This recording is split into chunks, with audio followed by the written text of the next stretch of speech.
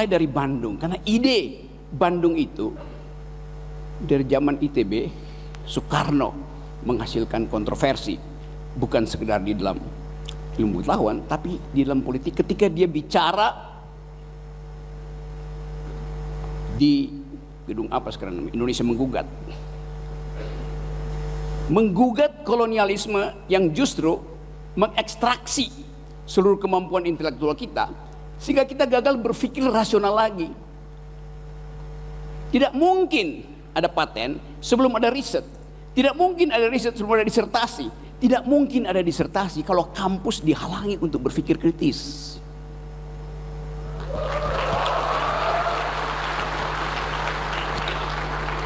Jadi kita mulai back to square one. Kampus didesain untuk mempertengkarkan pikiran. Pikiran hanya disebut pikiran kalau ada pikiran yang menentang, dialektika namanya tuh. Saya amati bahwa kampus sekarang hidup dalam feodalisme atau kripto-feodalisme. Stigma bahwa kampus akan mempersoalkan kekuasaan dilebih-lebihkan. Padahal kampus memang didesain untuk mempersoalkan kekuasaan, tapi dengan argumen, bukan dengan sentimen. Jadi dari awal kita ingin tuntun kesempatan hari ini untuk mulai mengaktifkan kembali pikiran.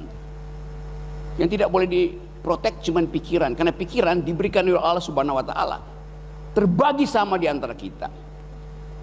Tanpa pikiran terbuka tidak mungkin ada riset, tidak mungkin ada paten.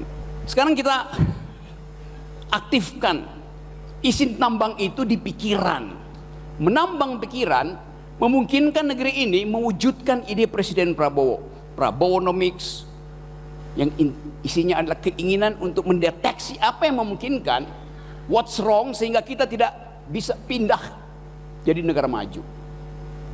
Kenapa? Karena tadi tradisi berpikir di universitas begitu masuk dalam birokrasi berubah menjadi hierarki. Itu masalahnya tuh. Jadi nggak mungkin Anda berharap ada inovasi dari dalam birokrasi itu, hanya dari kampus. Tapi anehnya yang mensponsori inovasi kampus adalah seorang teknokrat, namanya Supratman.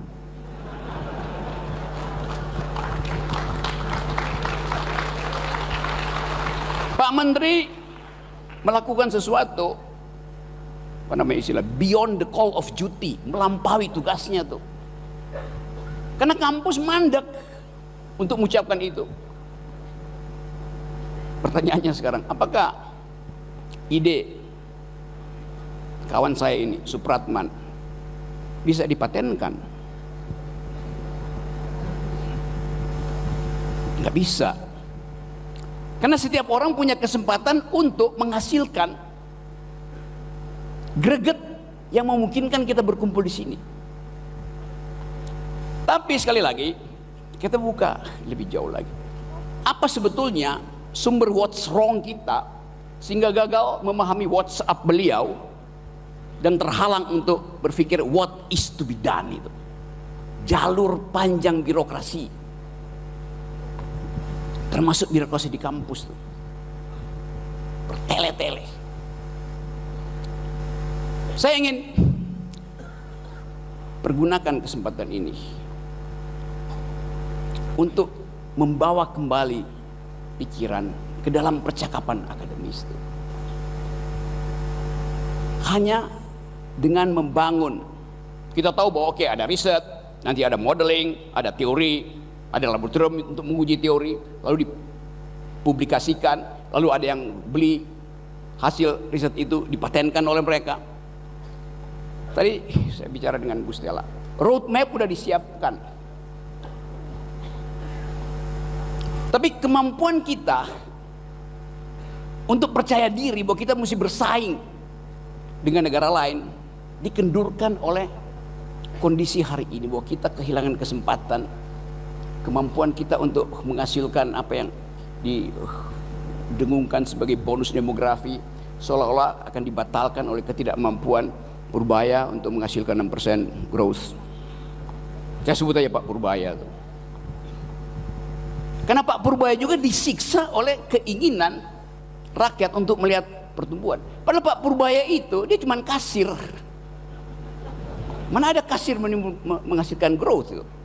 Yang bisa menurunkan pertumbuhan adalah Kementerian Teknis yang memproduksi. Perindustrian, perdagangan, kelautan, perikanan, segala macam tuh. Oke, saya lihat ada banyak perempuan di sini. Saya kira kalau saya hitung cepat-cepat lebih banyak perempuan yang hadir ketimbang laki-laki. Kecerdasan itu datang dari rahim perempuan, bukan dari laki-laki.